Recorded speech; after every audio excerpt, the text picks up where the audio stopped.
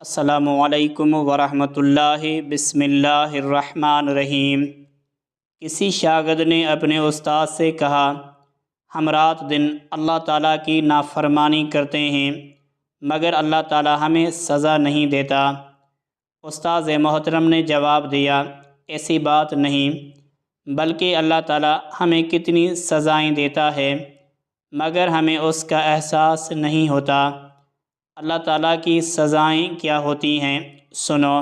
Number 1، مناجات الہی کی لذت سے محرومی۔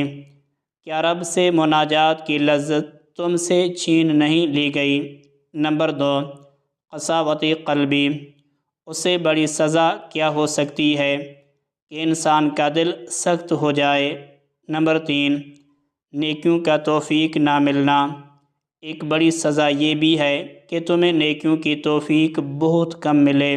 نمبر 4، تلاوت قرآن سے غفلت۔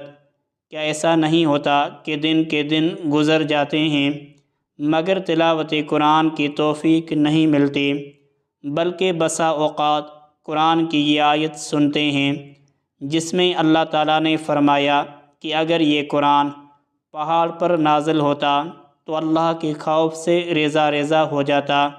ہم یہ آیت سنتے ہیں مگر ہمارے دلوں پر کوئی اثر نہیں ہوتا۔ نمبر 5، تہجد سے محرومی۔ لمبی لمبی راتیں گزر جاتی ہیں مگر کبھی تہجد کی توفیق نہیں ملتی۔ نمبر 6، نیکیوں کے موسم بہار کی ناقدری۔ نیکیوں کے موسم بہار آتے اور گزر جاتے ہیں، جیسے رمضان کے روزے، شوال کے روزے اور ذوالحجہ کے مبارک ایام وغیرہ، مگر ان موسم میں کما حقہ عبادت کرنے کی توفیق نہیں ملتی۔ اس سے بڑی سزا اور کیا ہو سکتی ہے؟ نمبر 7، عبادت کو بوجھ محسوس کرنا۔ کیا تم عبادت کو بوجھ نہیں محسوس کرتے؟ نمبر 8، ذکر الہی سے لاپرواہی۔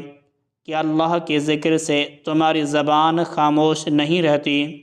نمبر 9، نفسانی خواہشات کے سامنے شکست۔ کیا نفسانی خواہشات کے سامنے خود کو کمزور نہیں محسوس کرتے؟ نمبر 10، دنیا کی محبت۔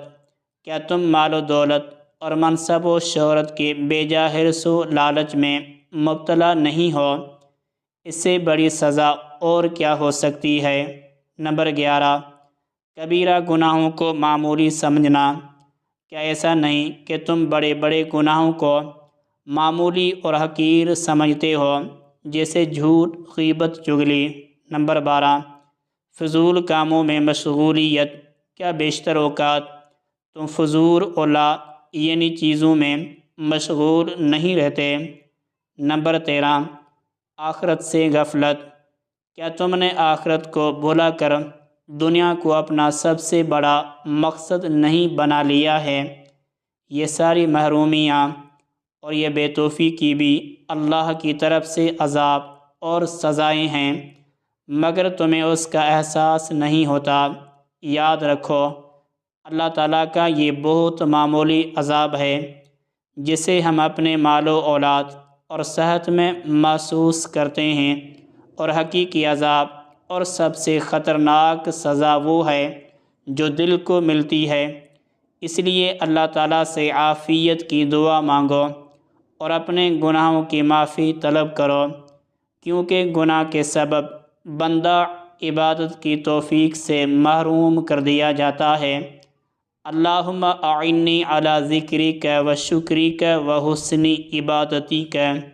اے اللہ، آپ مجھے اپنا ذکر کرنے، شکر کرنے اور بہترین طریقے پر عبادت کرنے کی توفیق عطا فرمائیں۔ آمین ثم آمین۔